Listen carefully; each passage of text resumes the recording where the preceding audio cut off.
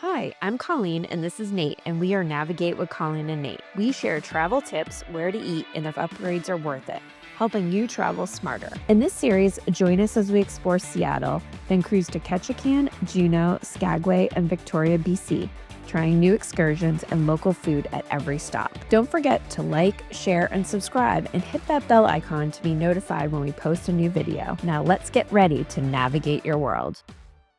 Well, hello from Seattle. You're probably wondering, how the heck did they get to Seattle? Well, let's take you back on our travel day yesterday. Very uneventful travel day. We had to do a stop in Dallas because Colleen, if you didn't know, if your first time here, Colleen is a full-time wheelchair user. Yes, I am. And if you've ever seen a lavatory on an airplane, it's not conducive to wheelchair users. Great day. The only thing that happened was our luggage arrived before us because there was a flight. We could have got in earlier, but it was too close. So if you're a full-time wheelchair user, you know, or maybe you don't know, but you are the first on your aircraft and you are the last off your aircraft. So that means not only do you have to plan for the length of the airplane flight, but you need to consider restrooms. With all that said, we got here. Cab ride was a little scary. It was like an amusement ride at Orlando. It's like no other city driver, I'll be honest. It's not, not quite like our hometown. He got us here one piece and it's cold. Yeah, we're from Florida, so it's like 51 degrees here. Today, we've got a big day planned. It's our first day here in Seattle. We're gonna go hit up the Space Needle. We're staying at the lovely Lotte Hotel, which is amazing. And we booked this hotel, so this is not a points video, but we did book it using the Platinum Amex card, part of the Fine Hotel and Resorts collection, and you get a whole bunch of perks, including $100 food credit, free breakfast every morning up to $60, and if available, a room upgrade. And let me tell you, we got a room upgrade. Spoiler alert, so stay tuned. We're gonna have a separate room tour video, and I use room loosely, so stay tuned. You have to see this if you're planning either a trip to Seattle or potentially a cruise up to Alaska with a little couple days here to spend. This is the way to do it. Enough talking, we're gonna get out of here because we're gonna take advantage of that free, oh, by the way, breakfast, they do breakfast till 11 o'clock. That's the sign when you're in a good hotel is when they do breakfast till 11 o'clock. So anyways, we're gonna go take advantage of that free breakfast, and then we are going to head over to the Space Needle, so keep it right there. Woohoo!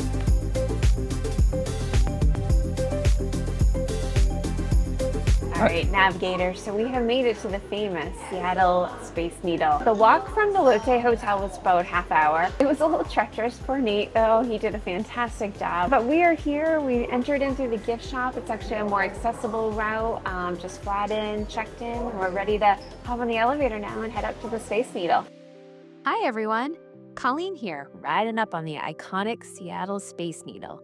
Did you know this tower stands 605 feet tall and was built for the 1962 World's Fair? It was once the tallest structure west of the Mississippi. The elevator we're in right now, it's zipping us up at 10 miles per hour. Pretty speedy for a view this epic. Here's a fun fact. The Space Needle sways up to an inch for every 10 miles per hour of wind. Don't worry, it's built to handle it. And check this out, as we head to the observation deck, watch those stairs transform into a lift. The Space Needle's commitment to accessibility means everyone can enjoy this breathtaking 360-degree view of Seattle. Stay tuned for what's next. So what you think about that? That was very cool. I didn't experience one of those before, but all right, let's go outside. Let's get some viewing on. So Colleen's getting in some pictures. I'm sitting here just enjoying this marvelous view. Again, fantastic day here in Seattle. It is overcast, which is kind of the norm for this part of the world. This attraction here, the Space Needle, again, if you're afraid of heights or you're afraid of crowds, this might not be the attraction for you. Anyways, guys, we're gonna see what Colleen's up to. So if you are interested in coming to the Space Needle, we're hearing that on peak days, it can be as many as 8,000 folks a day. But we're early in the season, so right now they're peaking about 3,000 to 4,000. Tip though, come earlier in the week. Tuesdays, Wednesdays, quietest days. As you get closer to the weekend, when a lot of the cruise ships are gonna be starting to sail, that's when it's gonna be your busiest.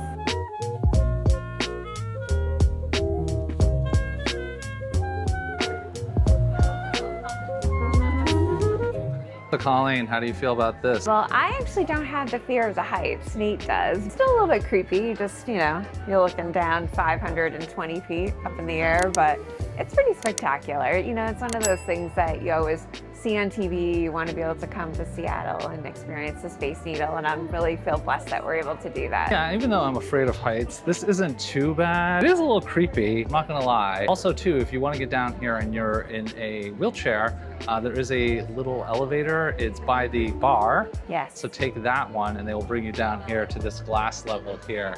But very cool.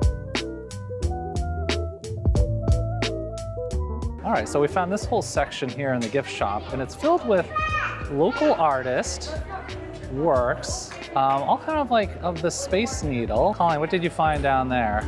Christmas ornaments. Yeah, what do you have there? Oh, it's really a kind of a cool depiction. Like a raised metal. I'm not sure if the camera can do it justice, but really fantastic colors. And then on the back of it actually says Space Needle, and then the artist's name.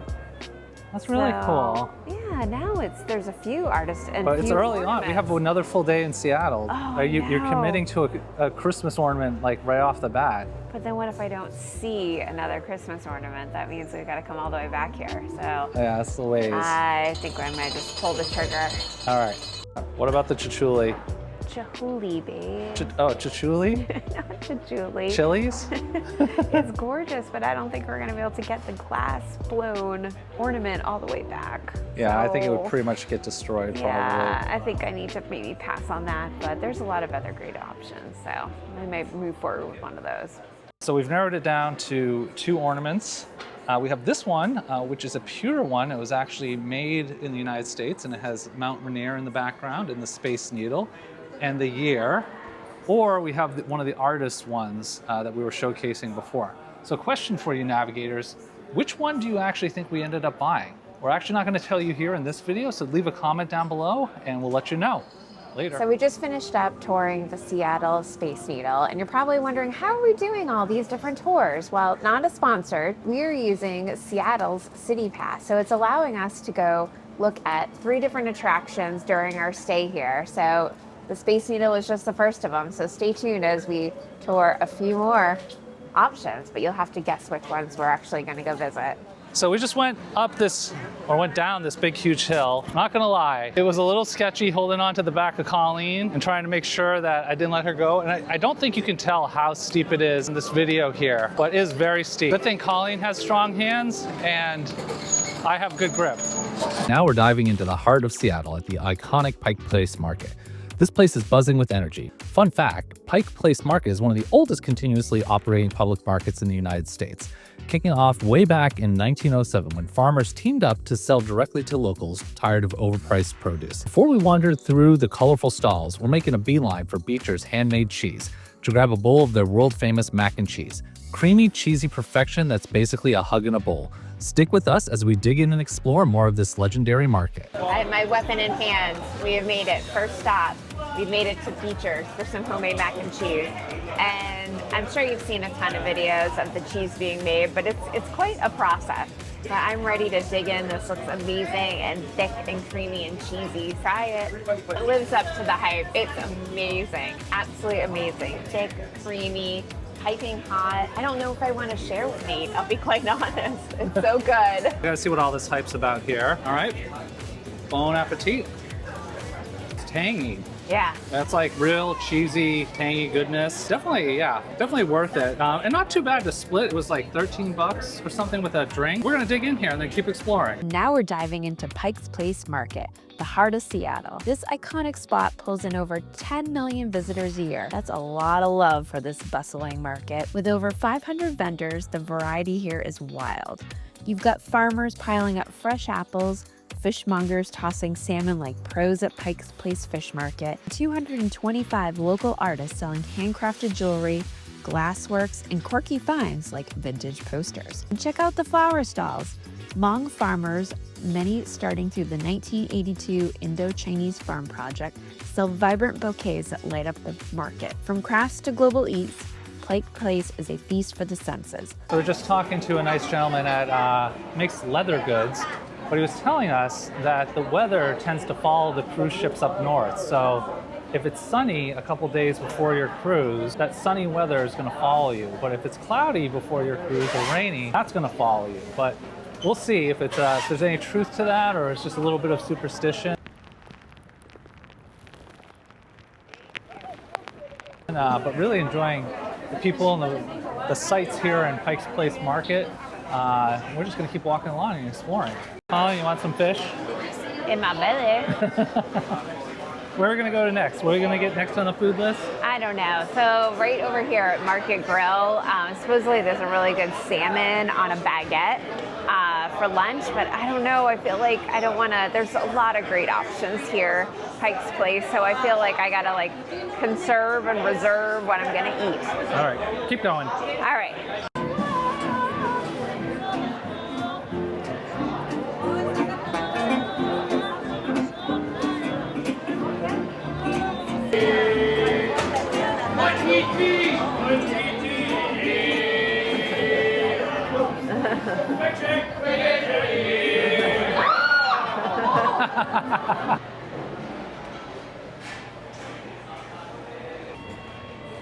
We just hung out with Ryan at the fish market and he gave us a great tip.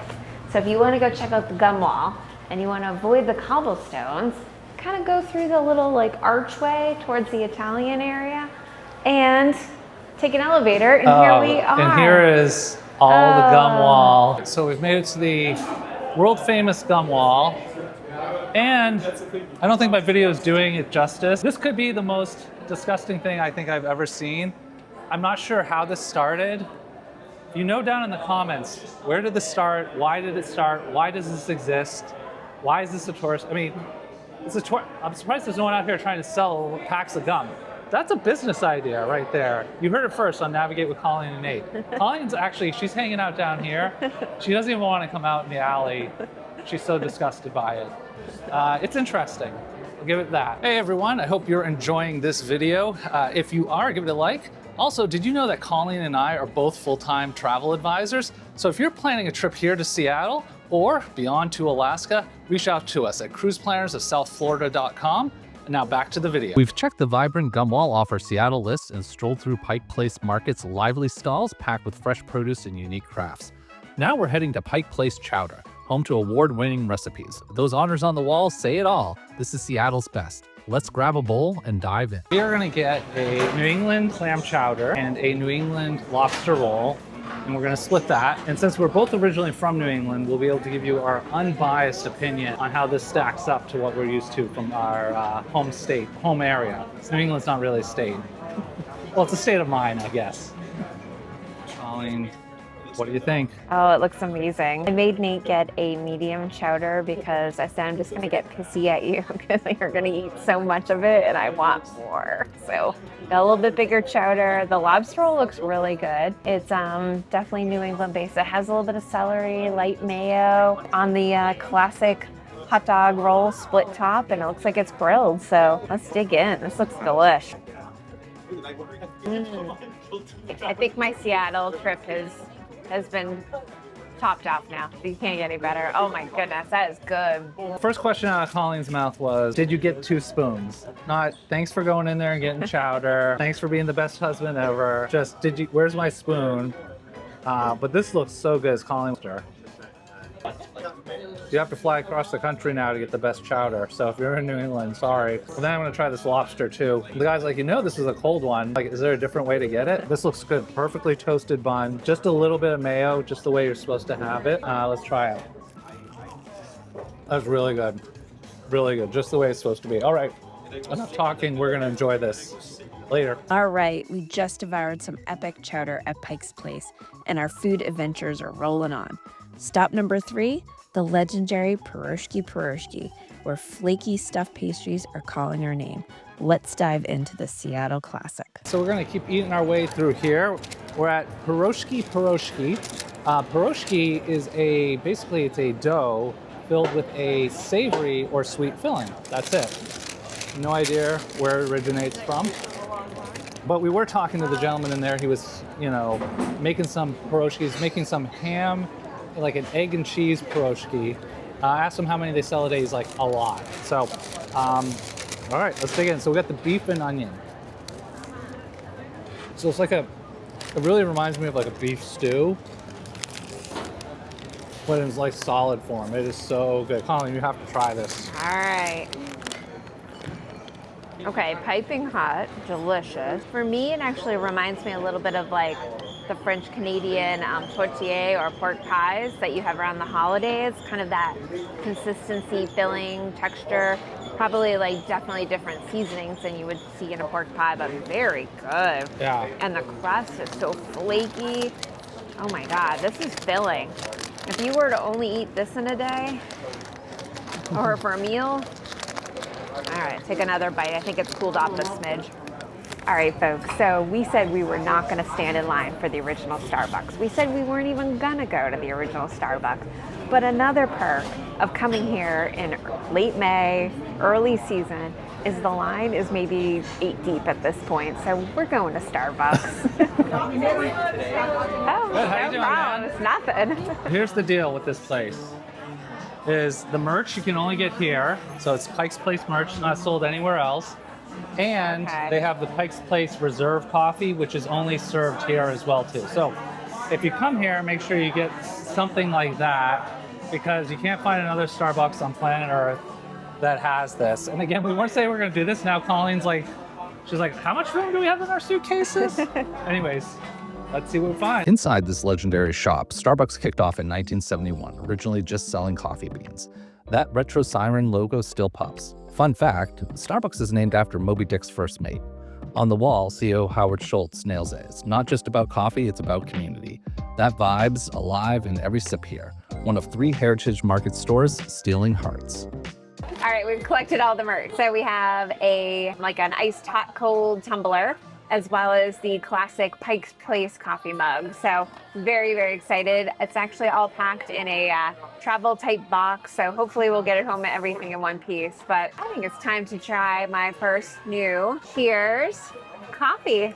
Cheers! Cheers. So we're just enjoying this coffee. I don't know, let me see, does it taste different in Seattle? Does it taste different at the original Starbucks? It is really good. It's definitely, I'd say a darker roast. It's really pretty strong, but it's really great. And I have to say here, the staff is absolutely delightful. They are the nicest people. In fact, everyone we've talked to in Seattle is like the nicest people. So I don't know what they're putting in the water around here, but this city's a great city. Really enjoying it so far. Glad we came. So I think we've almost eaten our way through Pike's Place Market at this point. So we're probably gonna head back to the hotel and you know, kind of chill out, relax, but we're thinking we're gonna get hungry later. So I heard about this place called Mishu's Deli, and we're gonna get some food to go and take it back to our hotel. So if we get a little hungry later, we still have more Pike's Place food that we can eat in our hotel room. So isn't that a great idea? Come on, let's go check out what we have.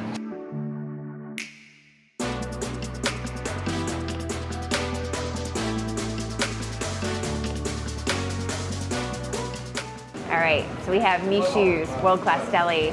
We grabbed 2 sandwiches. Nate has roast beef. I have a chicken. It looks amazing. The sandwiches look huge. Nate kept trying to say, we only need a half. And I said, Nate, you are gonna be hungry later. So I convinced him on a whole. It looks amazing. They wrapped it to go for us. They have some silverware and napkins. I think it's time to go chill out now. Thanks for joining our Seattle foodie adventure, everyone. Don't miss part 2 of our pre-cruise trip. Hit that subscribe button to catch it all. And remember, until next time, to Navigate your world.